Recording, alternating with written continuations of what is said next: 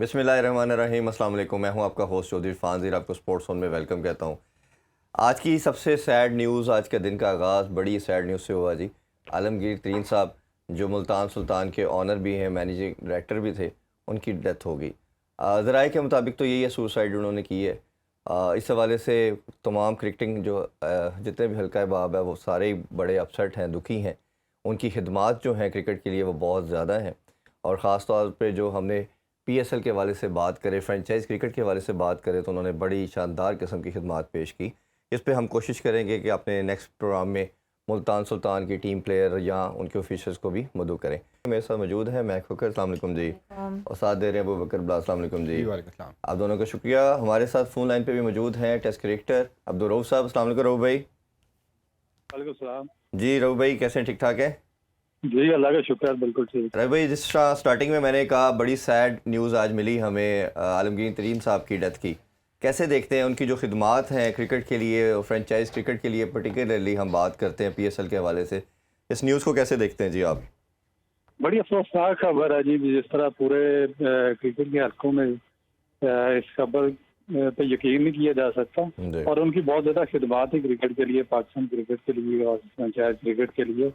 तो अब दुआ ही की जा सकती है कि अल्लाह ताला उनकी आखिर वाली मंजिलें जो है वो आसान करें। जी आमीन। और हमने देखा कि शुरू में अली तरीन साहब इसको देख रहे थे, और फिर उन्होंने खुद टेक ओवर किया, और जो उनका इंटरेस्ट नज़र आता था प्लेयर्स के साथ, और तमाम अगर हम बात करते हैं कोचिंग स्टाफ के साथ, और हमेशा हमें डगआउट में नज़र आए। नॉर्मली होता ही है, टेंडेंसी यही रहती है कि जितने भी ऑनर्स हैं वो सर्टन टाइम के लिए आते हैं, फिर चले जाते हैं, कभी अवेलेबल होते हैं, कभी नहीं होते। बट जो इनका इंटरेस्ट था क्रिकेट के लिए, वो हमें बहुत ज़्यादा नज़र आया। उस हवाले से कैसे देखते हैं आप? जी बिल्कुल, एक तो बहुत ज़्यादा इनका इंटरेस्ट था, और फिर बहुत ही इनके क्लोज रिलेशन थे प्लेयर्स के साथ। और फिर जो बेसिक चीज़ है कि जो पाकिस्तानी जो प्लेयर्स होते हैं वो काफ़ी ज़्यादा चार्ट का शिकार होते हैं, जो यंगस्टर्स होते हैं अपने सीनियर के साथ मिलने जुलने में। तो इन्होंने एक बहुत अच्छा कोऑर्डिनेशन डेवलप किया हुआ था, और इनका बिल्कुल टॉप से बॉटम तक रवैया सब प्लेयर्स के साथ एक जैसा ही था। और मेरा ख्याल है कि एक बहुत बड़ा सेटबैक है इनकी टीम के लिए, और इनकी जितनी भी खिदमात की तारीफ की जाए पाकिस्तान की क्रिकेट के लिए और फ्रेंचाइज क्रिकेट के लिए, वो कम है। बिल्कुल ठीक है। अच्छा रो भाई, एक सबसे बड़ी चीज़ जो है वो पीसीबी के हवाले से, उनकी अपॉइंटमेंट चेयरमैन के हवाले से हम बात करना चाहेंगे। अपॉइंटमेंट की बात हुई, इनका नाम पैटर्न इन चीफ ने नॉमिनेट किया, ज़का अशरफ साहब का, रमदे साहब का। मैटर कोर्ट में चला गया, कोर्ट ने स्टे ऑर्डर दे दिया, और अभी फिर इन्होंने 2 दिन पहले पीसीबी की तरफ से एलामिया आया कि ये जो आईसीसी की मीटिंग है डरबन में, तो इन्होंने जाना था सुलेमान नसीर साहब के साथ। बट जब उनकी तरफ से कुछ रिजर्वेशन आई, कोई कानूनी पेचीदगियाँ सामने आई, तो ये वापस ले लिया गया, रोक दिया गया। अब इन्होंने सोल्यूशन ये निकाला कि दोबारा मैनेजमेंट कमेटी बन गई। अभी भी कुछ लोग कह रहे हैं कि एक बनने के बाद दोबारा नहीं बन सकती। कैसे देखते हैं इस डिसीजन को भी आप? देखिए, मेरा ख्याल है कि पाकिस्तान के क्रिकेट को ऑल ओवर द कंट्री जिस तरह पाकिस्तान की स्पोर्ट्स को चलाया जा रहा है, वो बहुत ही ज़्यादा एक अफसोसनाक चीज़ है। और इस तरीके से मेरा ख्याल है कि स्पोर्ट्स को नहीं चलाना चाहिए, और ना ही स्पोर्ट्स में सियासत को लाना चाहिए। हमारी जो सियासत है उससे तो आप सब लोग आगाह हैं कि जिस तरीके से ये लोग कर रहे हैं, और जिस तरीके से पाकिस्तान का बेड़ा गर्क हो चुका है। अब एक रहता है कि स्पोर्ट्स थी, और स्पोर्ट्स में भी सिर्फ हमारा एक क्रिकेट बाकी बचा था, और उसमें भी ये पाकिस्तान क्रिकेट बोर्ड को ये लोग इस तरीके से इस्तेमाल कर रहे हैं, जिस तरह किसी मफतूआ रियासत को इस्तेमाल किया जाता है कि मालिक गनीमत इकट्ठे करने के लिए टोलियों पे टोलियां आती है, एक टोली जाती है, दूसरी टोली 10 बंदे लेके आ जाती है, और वो लूटती है, और फिर एक और चली जाती है।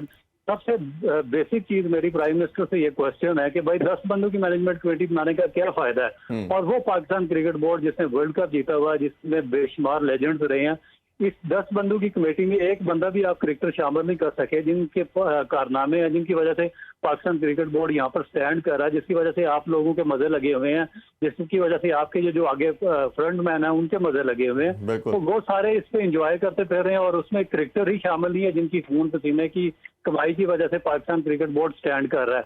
तो एक बहुत ही अफसोसनाक हमारा। उसके बाद हमारी जो इंटरनेशनल रिलेशन है दूसरे कंट्रीज के साथ, वो देखें इन्होंने कहाँ पर लाकर छोड़े हैं।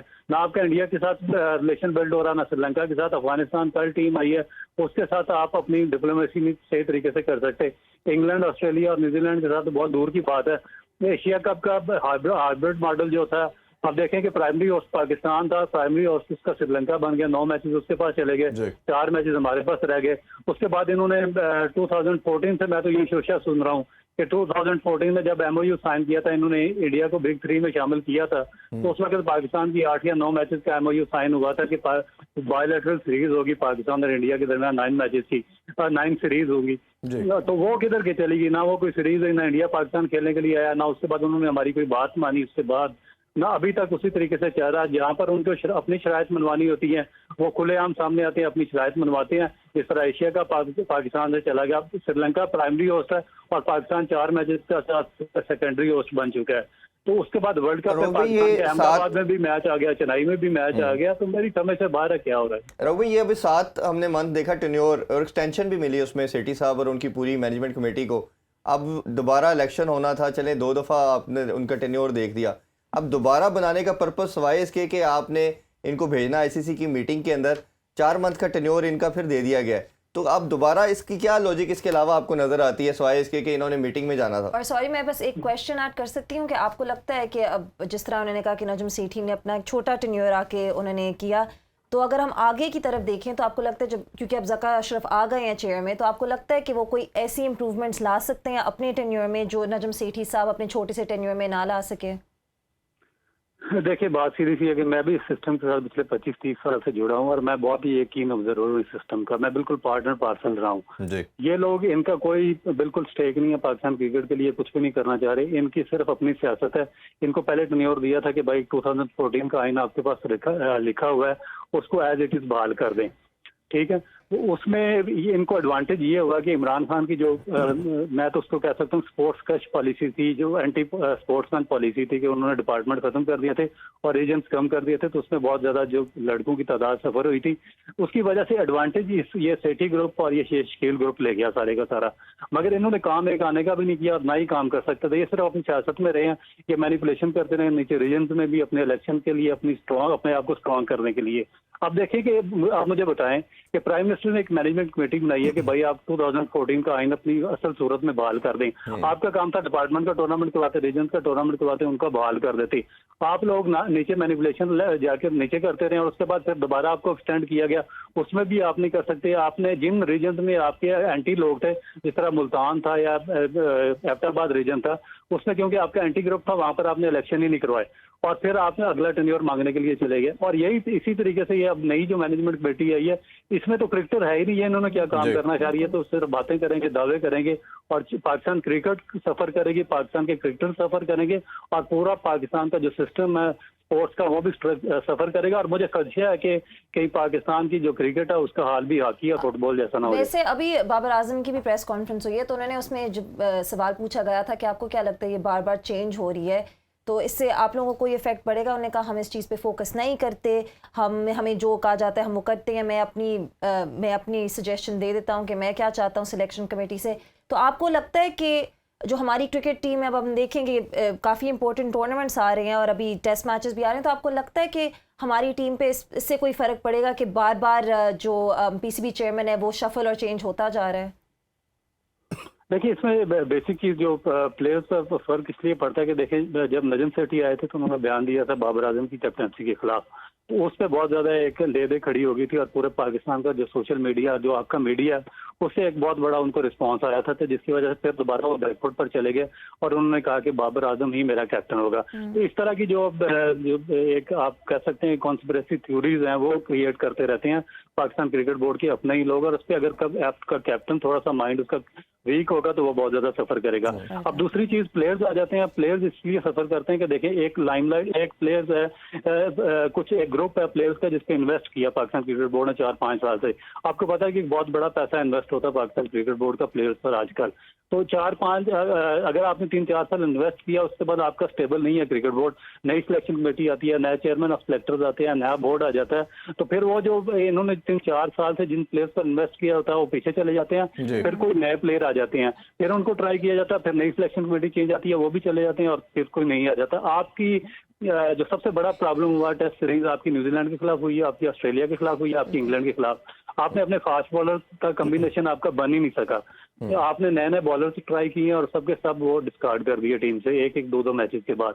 तो ये फर्क पड़ता है जो प्लेयर्स को मेरा ख्याल है कि जो अफेक्ट करता है ये वाली छोटी। भाई अभी ब्रेक लेनी है, ब्रेक से पहले मैं आपसे एक और छोटा सा क्वेश्चन पूछना चाहूँगा ये स्केड्यूल के हवाले से भी, हम होस्ट हैं, हमने ओबियसली स्केड्यूल बनाना है, 4 मैचेस हमने होस्ट करने हैं, 9 मैचेस उधर होने हैं, तो क्या देखते हैं कि स्केड्यूल को इतना डिले करने से उसका क्या नुकसानात हो सकते हैं? अभी तो शायद वेन्यू की भी बात की जा रही है कि श्रीलंका के अंदर फोरकास्ट आ रही है कि वेदर बहुत ज़्यादा क्लाउडी होता है नेक्स्ट मंथ के अंदर, जो जुलाई और सितंबर में, तो उसमें वेन्यूज़ भी चेंज होने हैं। ये रीज़न है या हमारे इंटरनल प्रॉब्लम्स की वजह से ये सफ़र कर रहा है?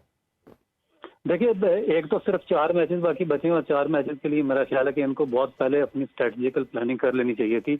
इनको जो मेट ऑफिस है उससे भी रब्ता करके अपना वेदर का भी शेड्यूल जो फोरकास्ट है उसको भी कंसीडर करना चाहिए था और उसको सामने रखकर अभी तक इनका एक स्टेप आ जाना चाहिए था। मगर क्योंकि बार बार की चेंजेस और फिर जो इनका जो बेसिक जो पर्पज है वो पाकिस्तान क्रिकेट को ना तो आगे लेकर जाना है, ना पाकिस्तान की इंटरनेशनल लॉबिंग को स्ट्रॉन्ग करना, ना अपनी डिप्लोमेटिक रिलेशन किसी से बिल्ड करने हैं, ना अपना ग्रास रूट स्ट्रक्चर मजबूत करना। इनका सिर्फ वाहिद मकसद यही है कि ये इन्होंने यहाँ पर पैसा कमाना, सियासत करनी है और नीचे से जो मैनिपुलेशन करनी है इलेक्शन में और अपने आप को सीधा करना है। उसके अलावा इनका कोई पर्पज नहीं। अगर इनका कोई पर्पज होता, देखिए आप वर्ल्ड कप का शेड्यूल जो वर्ल्ड कप बाद में है उसका पहले ही आ चुका हुआ है और उन वेन्यूज पर पाकिस्तान क्रिकेट खेल रहा है जहाँ पर पाकिस्तान ने बहुत ही स्ट्रांगली अपना जो प्रोटेस्ट रिकॉर्ड करवाया था कि हम वहाँ पर नहीं खेलना चाहते और इनसे अभी तक 4 मैचेस का शेड्यूल नहीं बन सका। तो फिर आप देखेंगे आपके सामने है सारा मामला। रो भाई अभी एक ब्रेक लेते हैं जी, ब्रेक से वापस आके हम आपके हवाले से, एशेस के हवाले से, कुछ दीगर मामूलात है उसके हवाले से आपसे बात करते हैं। स्टे विद अस।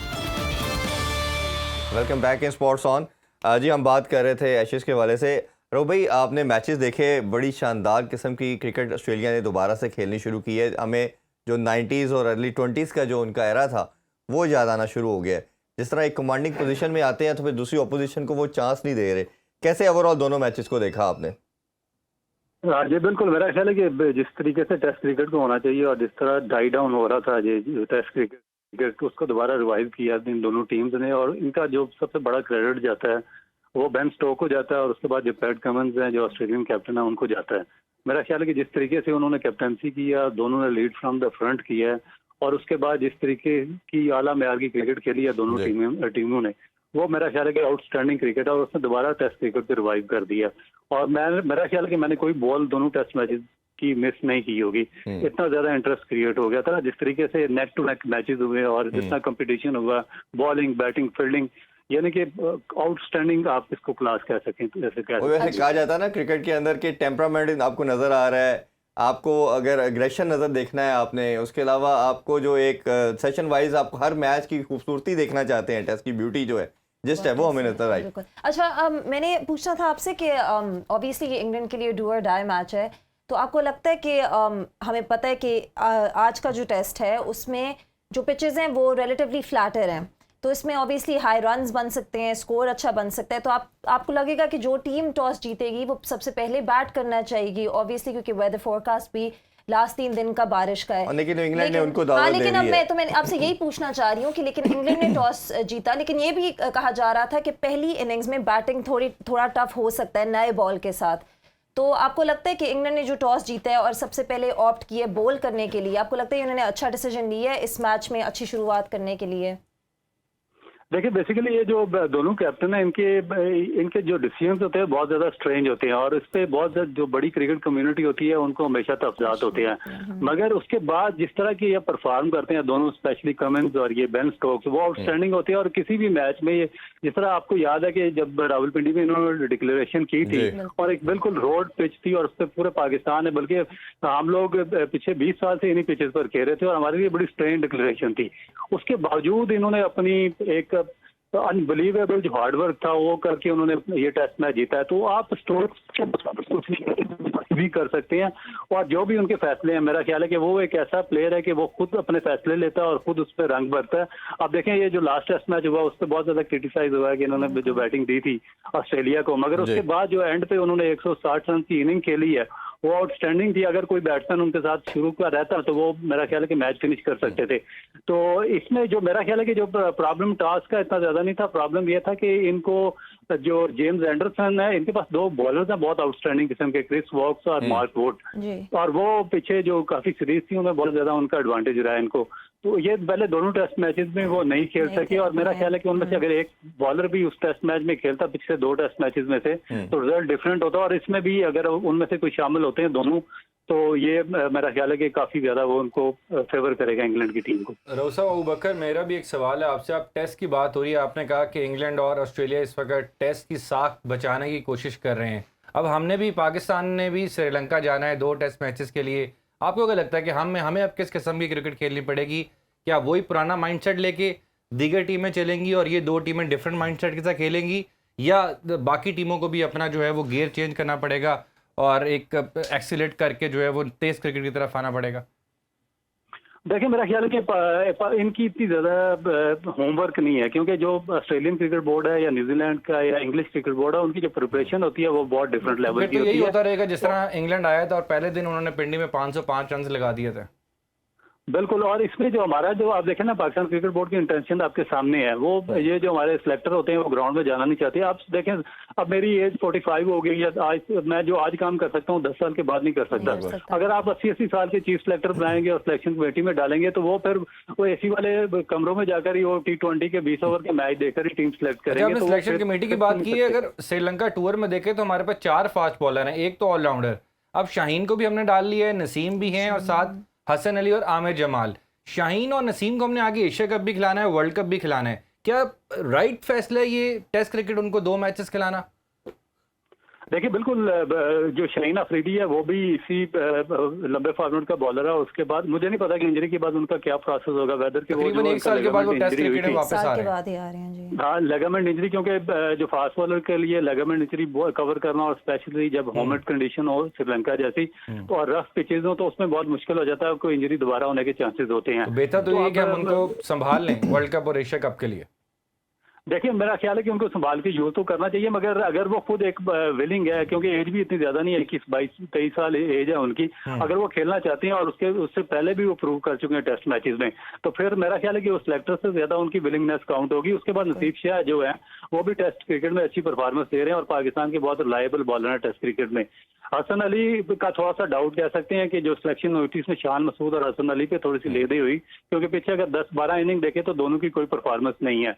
तो उसमें उनकी जगह अगर कोई नए लड़कों को सिलेक्ट करके रखा जाता या कोई नए लड़के डेवलप किए जाते तो वो ज्यादा बेहतर था। बट और उसमें हमारी हमने- अगर हम अपनी तरफ से स्पिनर्स की भी बात करें तो आप स्पिनर्स के बारे में क्या कहना चाहेंगे? क्योंकि हमें पता है वो बहुत इंपॉर्टेंट रोल प्ले करेंगे श्रीलंका की पिचेस पे।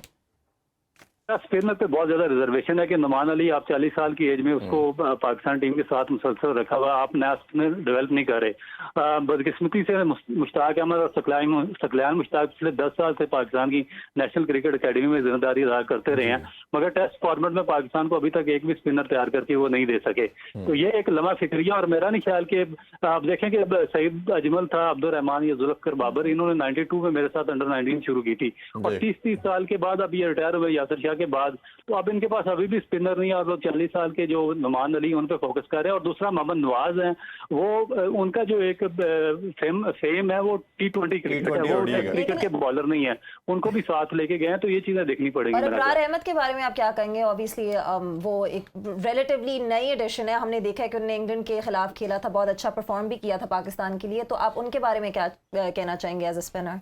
देखिए, अबरार बेसिकली मिस्ट्री स्पिनर है, और इंग्लैंड जो वो उसको समझने में नाकाम रहे, मगर श्रीलंका में अगर आपने देखा होगा तो इस तरह के अनऑर्थोडॉक्स स्पिनर स्पिनर्स काफी मिलते ज्यादा वहां रहते पर हैं, आते हैं, बिल्कुल, तो डेफिनेटली। वो मेरा ख्याल है कि उनको थोड़ा सा उनके लिए उसको मैनेज करना बहुत आसान होगा, और उसमें यही मेरा ख्याल है कि श्रीलंकन पिचेस अबरार के लिए एक रियल टेस्ट होंगी। अच्छा, उसमें साजिद खान की भी जिक्र करना चाहेंगे हम, और जाहिद महमूद, ये 2 ऐसे बॉलर थे जो 2 साल से पाकिस्तान टीम का पार्ट थे। खासतौर पे साजिद ने तो काफ़ी विकेट्स भी दिलवाई। अभी उसको कैंप में तो बुला लिया गया, बट उसको टीम में नहीं रखा गया। आपको लगता नहीं कि ये 2 ऐसे बॉलर थे जिनको टीम का पार्ट होना चाहिए था? अगर यासिर शाह नहीं थे तो ये हमारे टेस्ट में एक अच्छी कमोडिटी बन सकते थे।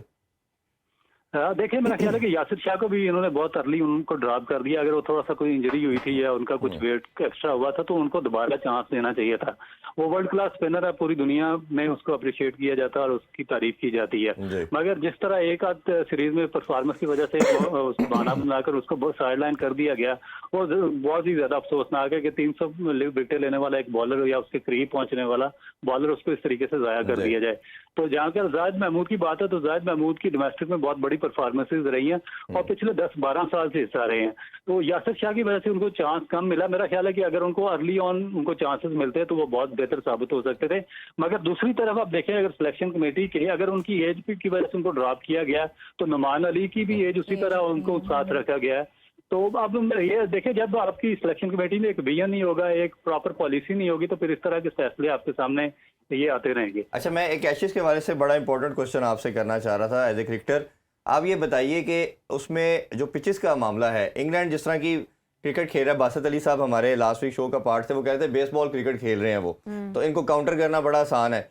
अब उसका माइंडसेट जो है ब्रैंडन मैकलम का, अगर हम देखें तो वो बैटिंग ट्रैक चाहते हैं। बैटिंग ट्रैक होगा तो उनके बैट्समैन जिस तरह की ब्रुक बैटिंग करता है, ब्रेस्टो करते हैं, या बाकी सब ने भी वही क्राइटेरिया, बेन डेकर्ट उनका T20 प्लेयर है जिसको उन्होंने इवॉल्व किया एज ए टेस्ट प्लेयर। तो आपको लगता नहीं जो उनकी बेसिक रूट्स थी विकेट के लिहाज से, वो घास वाली विकेट इंग्लैंड की होती थी, कंडीशन के लिहाज से बात करें, वो उससे ज़रा हट रहे हैं, वो बैटिंग विकेट बनाने की कोशिश कर रहे हैं। ऑस्ट्रेलिया के बॉलर्स के पास वो क्वालिटी है कि वो दुनिया की हर तरह की विकेट को यूटिलाइज कर पाते हैं, बट इंग्लैंड के जो बॉलर्स हैं, खासतौर पे जेमी एंडरसन को जब उसकी कंडीशन नहीं मिलती तो वो फिर हमें लगता है कि एक एवरेज बॉलर लगता है। तो ये बेसिक रीज़न लग रही है आपको?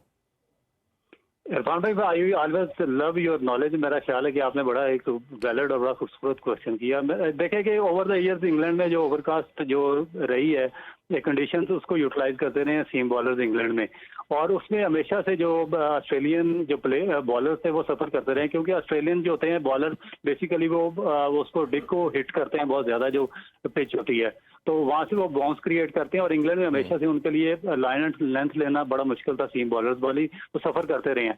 अब जो प्रॉब्लम इनको क्या है, जो इंग्लैंड ने क्यों इस तरह चेंज किया, उसकी देखें कि आपको पीछे जाकर उस पर देखना पड़ेगा, क्योंकि जब भी अपने कंट्री में खेलते हैं तो ये रिजल्ट प्रोड्यूस कर देते हैं, मगर जैसे ही ये एशियन कंडीशंस में जाते हैं या ये साउथ अफ्रीका या ऑस्ट्रेलिया में जाते हैं तो इनको बहुत ज़्यादा ट्रबल वहाँ पे क्रिएट होती है।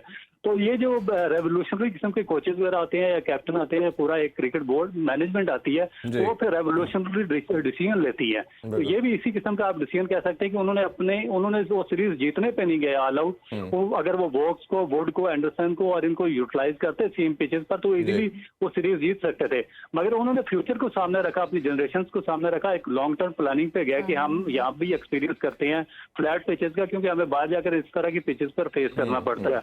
तो उन्होंने अपने आप को भी टेस्ट में डाला और दूसरी अपोजिशन को भी, और मेरा ख्याल है कि ये बहुत अच्छा है, उनका एक पॉजिटिव इकदाम है जिसको जितना आप जी अभी ब्रेक लेते हैं, ब्रेक से वापस आके वर्ल्ड कप क्वालिफायर के हवाले से भी आपका ओपिनियन जानेंगे। Stay with us. Once again welcome back in sports on. हम बात कर रहे थे वर्ल्ड कप क्वालिफायर के हवाले से। रो भाई, हमने देखा कि बड़े ज़बरदस्त किस्म के मुकाबले हो रहे हैं। पहली साइड जो इसने क्वालिफाई कर लिया वो श्रीलंका है, और दूसरी साइड जो हमें लगता था समहाउ वो यही लग रहा था या जिम्बाब्वे होगी या वेस्ट इंडीज़ होगी। पहले मैं वेस्ट इंडीज़ के हवाले से आपसे जानना चाहूँगा, इनका जो अरूज देखा हमने 70s 80s और इवन समहाउ 90s के अंदर भी एक डिबेकल का शिकार हुआ, और फिर ये इनके प्लेयर जो है लीग क्रिकेट और दूसरी चीज़ों में जाना शुरू हुए। किसी बड़े इवेंट के टाइम पे सब गैदर्ड होते थे और खेलते थे। फाइनेंशियल के इशू आप हम सबसे बेहतर जानते हैं। क्या आपको इसके अलावा रीज़न लगती हैं जिसकी वजह से ये टीम इस कदर नीचे डिक्लाइन का शिकार हुई कि पहले 2017 की चैंपियन ट्रॉफी में क्वालिफाई नहीं कर सकी और अब वर्ल्ड कप 2023 में भी क्वालिफाई नहीं कर सकी? और ऑल्सो मैं ऐड करना चाहूँगी कि इस वर्ल्ड कप क्वालिफायर में उनकी फील्डिंग बहुत ही बुरी रही थी। काफ़ी क्रिटिसिज्म मिला है उनकी फील्डिंग पे। उन्होंने जिस तरह के बहुत ही इंपॉर्टेंट कैचेस ड्रॉप किए थे बहुत ही ज़रूरी मोमेंट्स पे, तो उसके हवाले से भी आप क्या कहेंगे ओवरऑल वेस्ट इंडीज़ के बारे में? देखिए, मेरा ख्याल है कि इनकी जो पास्ट हिस्ट्री है, इसमें जो जज़ायर गरबुल हिंद है ना, ये छोटे छोटे जज़ायर हैं और इनकी कोई एक बाकायदा कोई यूनाइटेड स्टेट है नहीं ये। तो इस वजह से इनकी जो स्टेट्स हैं उसमें बहुत ज़्यादा पॉलिटिक्स है, और स्पेशल क्रिकेट के मामले में बहुत ज़्यादा पॉलिटिक्स है, जिसमें बाद दफ़ा जो बहुत अच्छे प्लेयर्स होते हैं वो उनको नज़रअंदाज कर दिया जाता है, और बाद दफ़ा जो ऑर्डिनरी होते हैं वो भी टीम का हिस्सा बन जाते हैं। एक तो ये प्रॉब्लम है बहुत ज़्यादा इन पे। दूसरा, इनके ये लकी थे कि इनको क्लाइव लाइट जैसा एक बहुत ही ग्रेट कैप्टन मिला था, जिसने जितने भी जज़ायर थे उनको एक ही जो फ्लैग था उसके नीचे यूनाइट रखा बड़े अरसे तक, और अर्ली 2 वर्ल्ड कप वो जीत गए। तो उसका असर काफ़ी अरसे तक रहा। इनके पास फास्ट बॉलिंग का एक बड़ा स्क्वाड था, उसके बाद विव रिचर्ड की जो कैप्टनसी थी उसमें भी क्लाइव लाइट की काफ़ी झलक थी और उन्होंने भी काफ़ी यूनाइट रखा। उसके बाद सडनली ये डिक्लाइन पे चले गए और बिल्कुल आस्ता आस्ता इनका एक यूनियन इनकी कायम नहीं रह सकी। डैरन समी ने कुछ हद तक कोशिश की थी, मगर वो भी उसको मुकम्मल तौर पर सॉल्व करने में नाकाम रहे थे। फिर उसके बाद इनकी जो लीग्स थी और ये क्रिकेट में मैच फिक्सिंग के काफ़ी ज़्यादा इशू आने शुरू हो गए, काफ़ी ज़्यादा इनके लड़के पकड़े गए, करप्शन के काफ़ी ज़्यादा इश्यूज आने शुरू हो गए थे। फिर इनकी पॉलिटिक्स में फंडिंग का प्रॉब्लम हो गया था इनके बोर्ड में, वो प्रॉब्लम चलती रही। तो इस वजह से मेरा ख्याल है कि ये इनको सेटबैक, और फिर उसके बाद जो उनके आप लेजेंड्स हैं वो भी कोई यूनानिमसली कोई डिसीजन लेने में नाकाम रहे, क्योंकि वो भी मुख्तलिफ पार्ट से थे। वो कोई किसी ट्रिनिडाड से थे, कोई एंटीगुआ से थे, कोई डिफरेंट से थे, तो उनको वो भी आपस में यूनाइटेड नहीं हो सके। तो ये इनको प्रॉब्लम काफी अरसे से आ रहा है। तो उस वजह से अच्छा, मैं एक जनरल सोचनाक है इनका बाहर होना। जी रोबी, मैं जनरली आपसे जानना चाहूँगा, जैसे स्पोर्ट्स की कुछ गेम होती है इंडिविजुअल बेसिस है, कोई टीम्स की गेम होती है, ये कितना मुश्किल होता है कि अगर आपके प्लेयर 10-11 मंथ कुछ और कर रहे हैं, कहीं और खेल रहे हैं, और सिर्फ इवेंट के टाइम पे सारे गैदर्ड होके जैलिन होके वो कोशिश कर रहे हैं कि हम इकट्ठे होंगे, सीमेंट होके हम जीत जाएंगे। ये क्या वाकई इतना मुश्किल है? ये सिर्फ बातों की हद तक नहीं, रियलिटी भी ऐसी है? जी बिल्कुल रेडी। और मैं आपको इसकी एग्जांपल देता हूँ कि अगर आप एक वर्ल्ड 11 बना दें जो आपस में जेल ना हो, और उसमें दुनिया के सारे टॉप के प्लेयर्स इकट्ठे कर दें। और मैंने ये कई दफा देखा, बल्कि हम हांगकांग सुपर 6 होता था तो उसमें वर्ल्ड 11 के खिलाफ खेलते भी रहे, जिसमें दुनिया के बड़े बड़े मैगरा थे, शेन वॉर्न, और इंडिया से कुंबले, सचिन तेंदुलकर, ये सारे मुख्तलिफ एक ही टीम में आकर खेलते थे। मगर ये टीम कभी भी जेल नहीं हो सकी और ना ही कभी वर्ल्ड 11 को टाइटल जीत सकी। इसकी वजह ये है कि जब तक आप जेल नहीं होंगे, आपका कॉम्बिनेशन नहीं बनेगा, आप एक दूसरे को जानेंगे नहीं, उस वक्त तक टीम इवेंट खेलना बहुत मुश्किल हो जाता है। तो जब तक ये टीम इवेंट में और सिंगल गेम में बहुत बड़ा डिफरेंस है कि आप सिंगल इवेंट में तो आप पार्टिसिपेट कर सकते हैं इंडिविजुअल लेवल पे, मगर टीम में आपको जेल होना पड़ता है, कोऑर्डिनेशन बनाना पड़ता है, ग्रुप ऑफ प्लेयर्स को सेट करना पड़ता है, फिर एक जो लंबा जो आप मैकेनिज्म डेवलप करना पड़ता है, फिर जाकर आप रिजल्ट प्रोड्यूस कर सकते हैं। और आप अगर जिम्बाब्वे को देखें, जो दूसरी टीम है जो क्वालिफाई नहीं कर सकी, और काफ़ी लोग यही एक्सपेक्ट कर रहे थे कि वो क्वालिफाई करेंगे अपने होम ग्राउंड में, अपने होम क्राउड के सामने, तो उनके बारे में आप क्या कहेंगे कि उनकी जो अब क्वालिफिकेशन नहीं हो सकी वर्ल्ड बड़ा अच्छा खेलते हैं और एंड पे चोक एग्जैक्टली बहुत अच्छा भी खेले थे, और फिर एंड में जब स्कॉटलैंड के खिलाफ एग्जैक्टली और फिर स्कॉटलैंड के खिलाफ मैच हुआ, और उससे पहले श्रीलंका के अगेंस्ट जो वो बहुत बुरी तरह बहुत बड़े मार्जिन से हारे थे। तो आपको क्या लगता है एकदम से जो उनकी डाउनफॉल आई है, जब मैटर करता था उनके लिए मैचेस जीतना जो आखिरी कुछ थे, तो आपको क्या लगता है कि इसकी क्या वजह है? देखिए मेरा ख्याल है कि श्रीलंका के भी सेम ही प्रॉब्लम है, जिस तरह वेस्ट इंडीज का, वहाँ भी काफ़ी ज़्यादा पॉलिटिक्स इन्वॉल्व है उनके उसमें सिस्टम में, और फिर करप्शन के भी बहुत ज़्यादा मामला था वहाँ पर। तो यही टीमें कभी वो थोड़ा सा बेहतर प्ले कर देती हैं, मगर अक्सर औकात ये डाउनफॉल का शिकार रहती हैं। देखिए पीछे टेस्ट क्रिकेट से भी बाहर हो गए थे, फिर वनडे फॉर्मेट से बाहर हो गया, वर्ल्ड कप के लिए इनको क्वालिफाई करना पड़ रहा है। और एक ज़माने में ये जब एंडी फ्लावर, ग्रांट फ्लावर थे तो बहुत बड़ी टीम थी, मगर अब इनके हालात भी मेरा ख्याल है कि दगर नहीं है। अच्छा राव साहब, एक स्टेटमेंट देते हैं इंडिया के साबिक कप्तान सौरव गंगुली, और वो ये कहते हैं कि पाकिस्तान और इंडिया के मैच की अब वो वक़्त नहीं रही। जिस तरह इंडिया पिछले 15 साल में डोमिनेट कर रहा है, तो अब पाकिस्तान और इंडिया के मैच की ना वो वक़्त है ना वो हैसियत है। लेकिन हमने देखा कि 2017 की चैंपियंस ट्रॉफी के फाइनल में हमने उनको हराया, उसके बाद हमने वर्ल्ड कप में भी लास्ट ईयर यूएई के अंदर भी उनको शिकस्त दी। उसके बावजूद इस तरह की स्टेटमेंट देना, और इस वक्त जो पाकिस्तान टीम है, इसको आप इंडिया की टीम के साथ कहाँ पर कंपेयर करेंगे? देखिए मेरा ख्याल है कि कम्प्लीटली रॉन्ग स्टेटमेंट है। जब पाकिस्तान और इंडिया का मैच होता है तो बहुत ही हाई इंटेंसिटी का मैच होता है, और उसमें पूरी दुनिया का स्टेक इन्वॉल्व होता है। मेरा ख्याल है कि एक वो शायद उन्होंने अपनी कम्युनिटी के सामने रखकर ये बयान दिया होगा, क्योंकि पिछले 2 मैचेस में तो कंटिन्यूसली पाकिस्तान ने बहुत बुरी तरह इंडिया को हराया। तो मेरा ख्याल है कि ये तो एशिया से भी बड़ा मैच होता है। पाकिस्तान मेरा नहीं ख्याल कि इंडिया से किसी तौर पर भी कम है।